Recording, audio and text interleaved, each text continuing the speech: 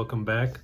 I have a great story for you today, a manifestation story. I'm from Brooklyn, from New York, and one of the biggest things in New York is the ball drop. It's for New Year's, and I've never at that point ever done anything major, but I wanted to do the New York New Year's. It's always been on like a bucket list of mine. So after Hurricane Sandy and that whole traumatizing event, we were in New York and we decided to do this New York thing. So we looked up for events and we found this one. It was at the Dream Hotel in I think that's the Meatpacking District, and it was in Club PhD, which was a rooftop bar club lounge. And I've never been there before, but the hotel looked amazing and the rooftop lounge looked amazing. And just thinking that I was gonna bring in the new year on in a rooftop bar, like a really luxurious, beautiful, abundant rooftop bar in New York City, just seemed like the exact opposite way we were living in like a house with no heat for like the last 3 months after Hurricane Sandy and the water and the sludge. We just needed a really abundant experience. And so we found the tickets, and this is to this date still the most expensive party we've ever gone to. I think it was $1,500 for VIP tickets for me and my wife total. And that was the party. It had like a ground level party. It had another party somewhere else. The whole Dream Hotel basically was a party, and it went all the way up to the rooftop access. And these tickets got us VIP access to everything, including the rooftop. So now we just need to get the hotel. So obviously we wanted to stay in the Dream Hotel since the party was in the Dream Hotel. That would be the best case scenario. And we didn't want to come, we were in Canarsie, all the way in Brooklyn, way far from the city. So nobody was going to take the train or drive back all the way. It's just ridiculous. We had to stay in the city to make it worth our while.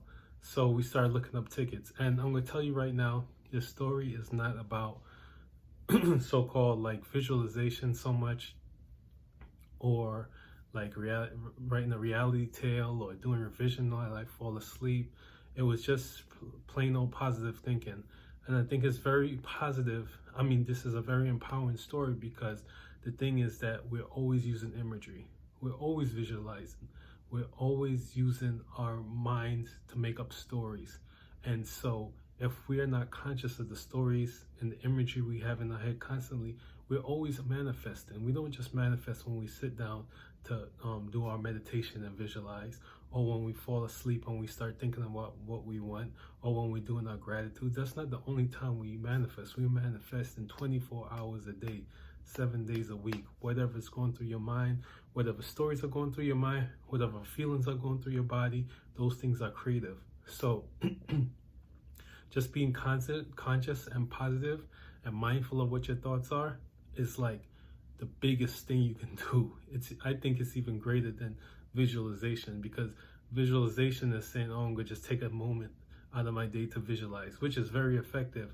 But if you're mindful and you're always thinking of what you want to think and seeing what you want to see and focusing on what you want to focus, then you'll never have to sit back and do a visualization ever, because you're always creating what you want. So anyway, so we started looking for the hotel, the Dream Hotel, and we're looking online, and the Dream Hotel wanted you to book 2 nights for you to stay, and it was expensive. I can't even remember how much it was now, but it was out of our price range. After spending $1,500 tickets, we were not gonna pay for 2 nights in the hotel. We just needed 1 night, New Year's night, and that was it. So I'm scouring the internet. I'm like, I'm gonna find it. I'm just positive. Like, I know it's gonna happen. Everything is working out for us. Everything's working for our good. And after a couple of days, I found the Dream Hotel for 1 night at the price we needed. And I was like, wow, this is amazing. I don't know how this happened, but we found it. So now, fast forward to New Year's Eve, we go down to the city. We're so excited. We get to the Dream Hotel in the middle of the day, with enough time to start getting ready for the party in the evening and stuff like that. We have to pick up our tickets at the box office somewhere in the city, I think in Midtown or something. So we're like, okay, we'll just pick that up right before the party and stuff like that. And we get to the Dream Hotel. First hiccup, they're telling us we're checking in. And they're like, "Oh, this reservation is not for the Dream Hotel here. This is for the Dream Hotel, Midtown or Uptown or wherever it was." We were in the Meatpacking District, and I didn't even know there was another Dream Hotel. And I was like, "Oh no!" And now I understood all in one moment why it was so much cheaper and why I could only book one night, because it wasn't the Dream Hotel that had the party. So immediately I start thinking that worked out for my favor. Everything is going to work out. I know everything is going to work in our favor and work out. I was not complaining. I was not thinking of the worst case scenario that's going to happen. I was thinking of the best case scenario. Now things are going to work out for my favor, for our favor. So I didn't say anything. The guy was just said that, you have it for the wrong place, and he's typing into the computer, and I just kept my mouth shut, said nothing, and I just started thinking positive, everything is working for us. We're gonna have a great surprise and blah blah blah, and we're so happy that everything worked out. And then he says, after he's typing for about a minute or two, he's like, "I transferred your reservation." And he says, you're good to go. And I was like, yes. If I knew when we were booking this that this was the wrong hotel, we would have never booked it. And then we wouldn't have stayed in this hotel. We had to stay somewhere else, because then we had to book 2 nights. So that mistake was there to help us to get into that hotel, because it was an honest mistake. So I said, "Okay, thank you so much. I'm going to go ahead." I asked him what kind of alcohol he likes. He said he likes rum. So I went out and bought him a bottle of rum to say thank you and to show my gratitude. And my wife had this great yoga event, where she was going to do yoga with some kind of yoga masters that came into the city that time. And so she went off to go do that. And then she was going to meet up with me later at the hotel to get ready for a party in the hotel. So she goes off to that thing, and I'm like, okay, I'm going to go ahead and I'm going to get this guy his bottle, come back. Then I'm going to go take the train to pick up our tickets Midtown. And then I should have lots of time left after that. So I'll probably stop and get a bite to eat and stuff like that. That's all I'm thinking in my head. So now I'm in this shock of my life. Get his bottle, bring it back, go down to Midtown to the place with the ticket line. And I come up to the building, and I see a line coming out the door. And then I see all these people in front of me. And I'm like, what's going on? Why is there like a double line here, in front of the door? There's people come like in front of the door, packed up, looks like they're going inside the building. And there's a line coming out. And then there's a line right next to that line. I was like, what's this line for? He said, it's the same line. I'm like, what do you mean it's the same line? The line, let's say the line started here. Let's say this was the door to get in the building. The line went around the entire New York City block, came back around and looped back to the front. And that second line was the beginning of the line that I had to wait on to go all the way around to come back to the same point to go inside the building. And if you know New York City, those blocks are like no other blocks that you've ever seen in your life. New York City blocks is like 3 or 4, maybe 5 or 6 regular people blocks in every other city. These blocks are ridiculous. And this line was not skinny. It wasn't single file line. It was like 3 people wide. It was ridiculous. It was so like my heart just dropped, because I understood immediately waiting on this line at the speed that it was going, like a snail's pace, that we would not. I'm thinking that I'm gonna get here and get my tickets and go get lunch and all kind of stuff, and then come back. At this rate, we would not even get to the party for our ball drop. We would miss the ball drop, and we would get to the party late. So now here we go again, another obstacle.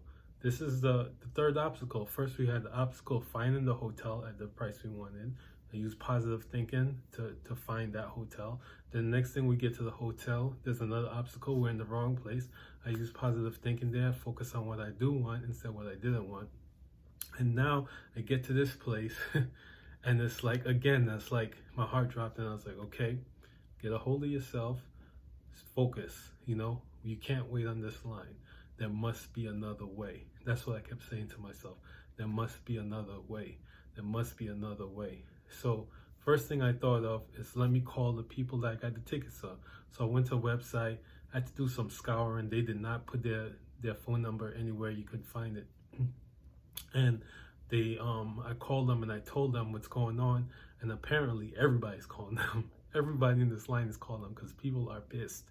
People are like, this is insane. You were supposed to pick up the tickets here on this day. So somebody botched big time, because this was like a humongous failure.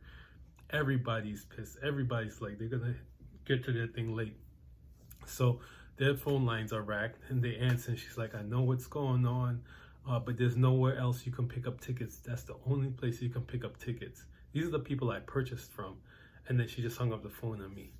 And I was just like, heart just dropped again. And my wife is there doing her yoga thing. She has no clue what's going on. And I'm like, no, I can't see it. I have no idea how I'm going to pull this off, how we're going to get these tickets, and how we're going to get into that place on time and enjoy ourselves. But there must be a way. We didn't overcome all these obstacles to get to this point where we're gonna miss the whole ball drop. We spent all this money on these tickets, overcame all these obstacles, and now this. So I just went back in my head, positive thinking. I didn't complain about what was going on. I just kept saying over in our head, there must be another way. There must be another way. There must be another way. There must be. That's why I was just repeating that over and over. Must be another way. And then I got another idea after a couple minutes of just thinking that in my head.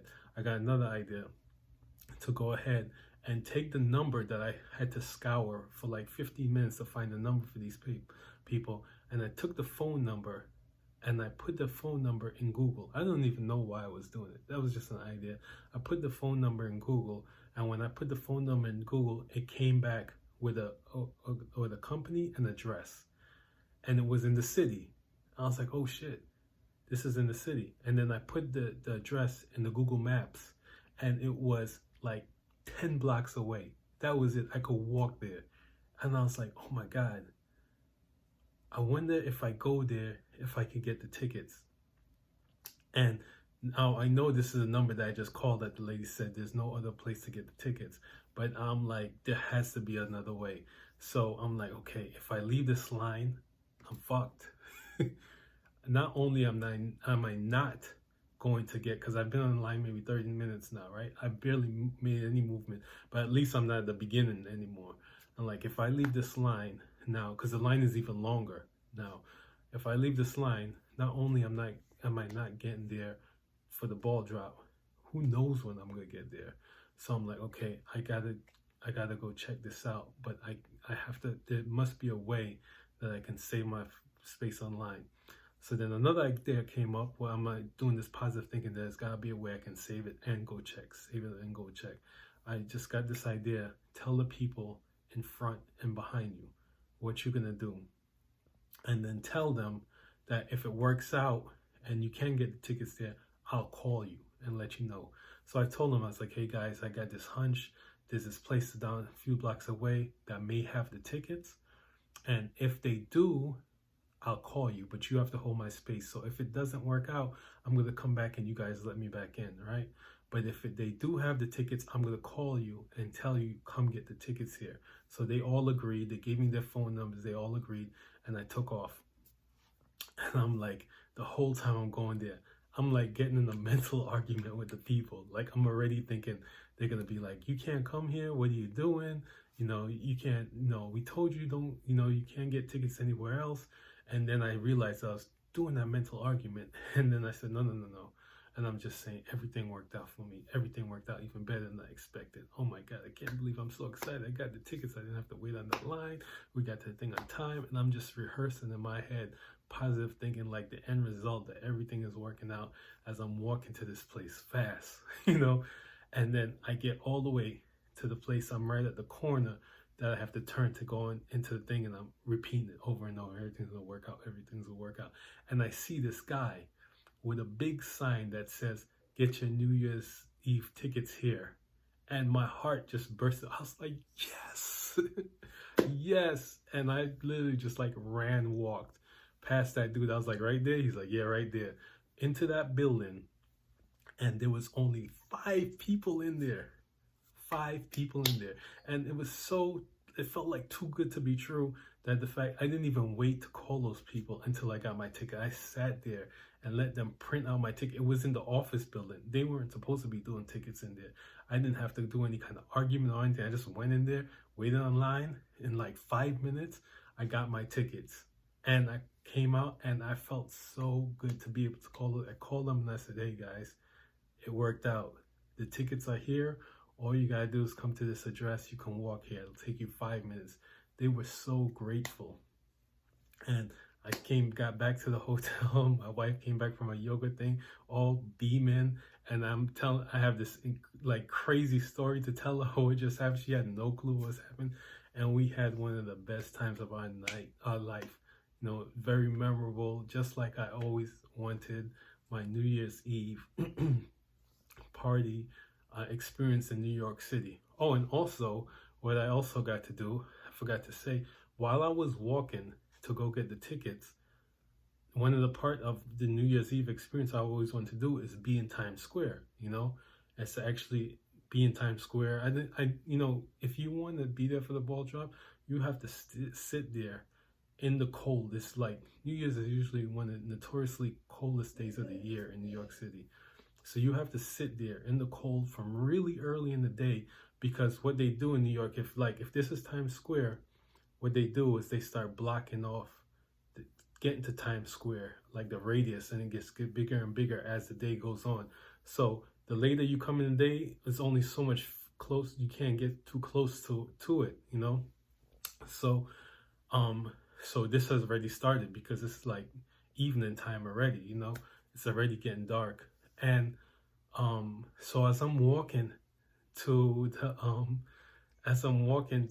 get the tickets, before I saw that guy and everything, I saw that I was getting close to Times Square.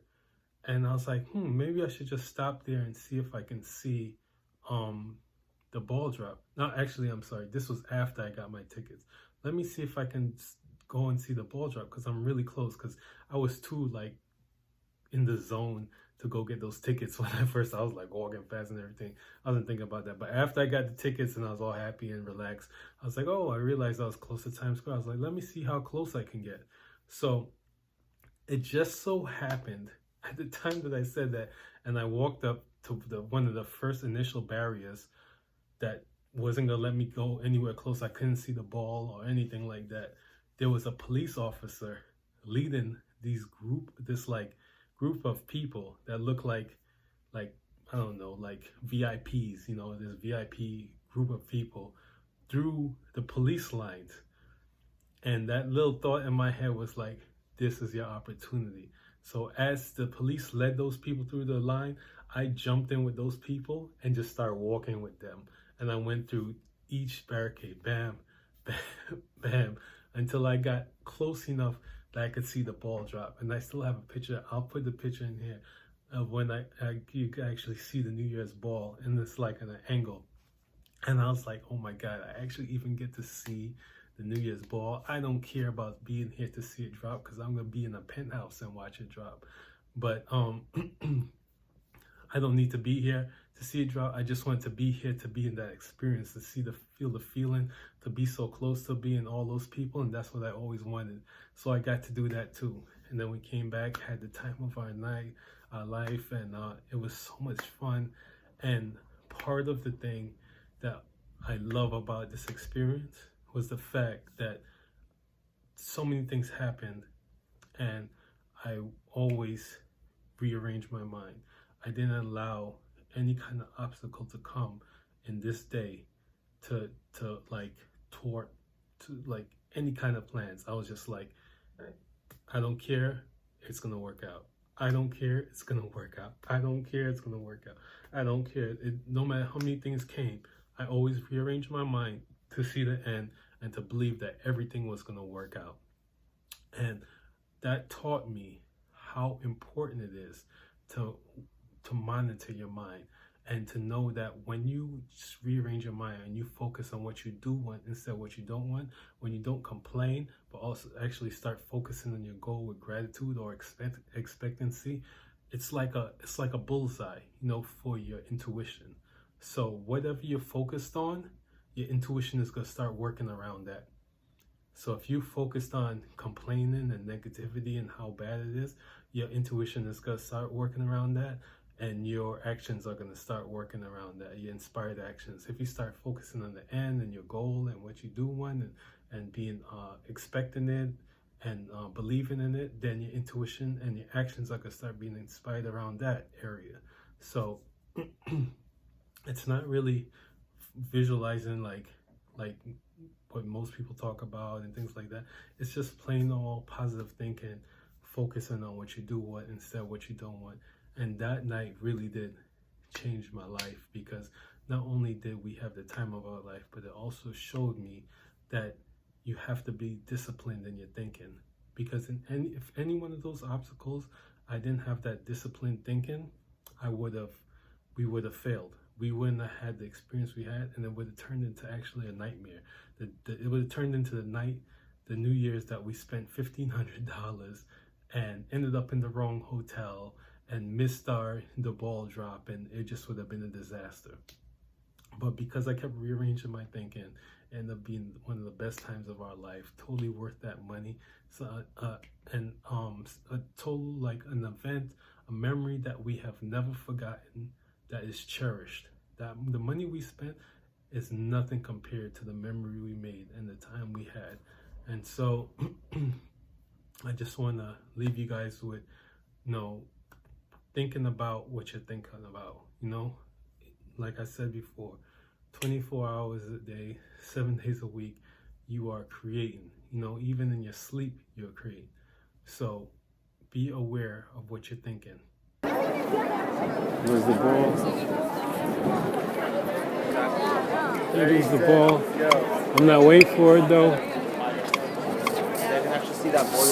2012. About to be 2013. I'm going to the Dream Downtown for a party. I'm not staying here.